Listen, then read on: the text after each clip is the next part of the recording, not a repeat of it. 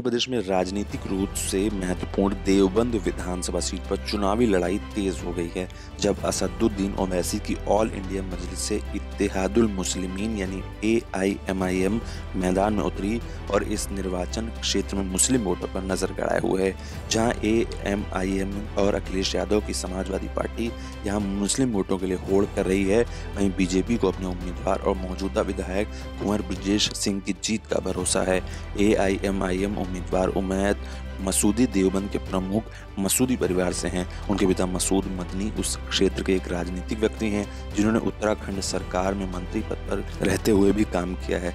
जमीयत उलमा ए हिंद के महमूद मदनी और दारुल उलूम के प्रमुख मदरसा अरशद मदनी के साथ उनका जुड़ाव इन दावों के बावजूद किसी पर नहीं पड़ा है कि दोनों परिवारों से संबंध तोड़ लिए हैं। समाजवादी पार्टी, जिसने अब तक मुस्लिम वोटों पर एकाधिकार बनाए रखा था, निर्वाचन क्षेत्र से माविया अली का नाम उन्होंने वापस ले लिया और इसके बजाय एक राजपूत कार्तिकेय राणा को मैदान में उतारा है। लेकिन कार्तिकेय राणा ने AIMIM को नकार दिया है और इसे भाजपा की बी टीम कहा है। मुस्लिम वोटों के संभावित बंटवारे के बारे में पूछे जाने पर सपा उम्मीदवार ने कहा कि कोई भी AIMIM को गंभीरता से नहीं लेता, क्योंकि सभी जानते हैं कि ये एक भाजपा की बी टीम है। हालांकि चुनावी मैदान में उतरे उम्मीदवारों की नजर केवल मुस्लिम मतदाताओं के समर्थन पर नहीं है।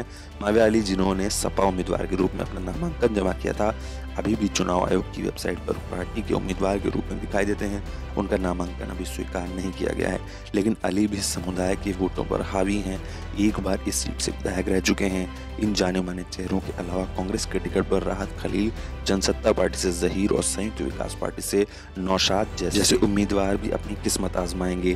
देवबंद विधानसभा क्षेत्र दारुल उलूम के शीर्ष इस्लामी मदरसा की सीट है। जब से मुख्यमंत्री योगी आदित्यनाथ ने यहाँ आतंकवाद विरोधी दस्ते की नींव रखी है, तब से सत्तारूढ़ भाजपा और विपक्षी दलों के बीच जोरदार लड़ाई का केंद्र रहा है।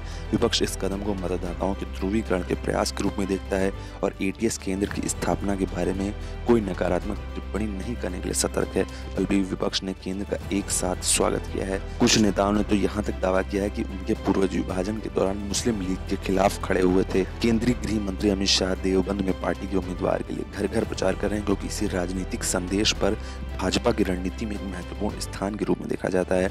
शाह ने मुजफ्फरनगर के अपने दौरे को देवबंद और सहारनपुर निर्वाचन क्षेत्रों के साथ जोड़ा है।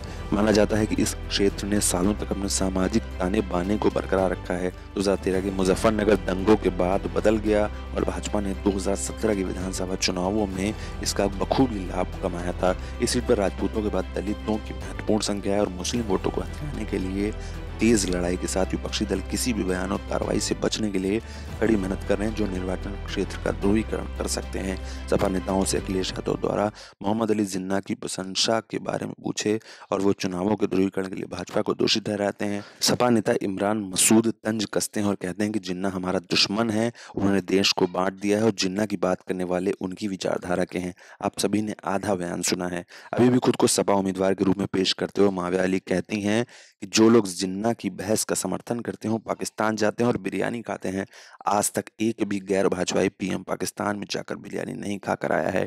AIMIM उम्मीदवार के पिता मसूद मदनी कहते हैं कि हम गांधी जी और हिंदू भाई के साथ खड़े थे और मुस्लिम लीग के खिलाफ खड़े थे।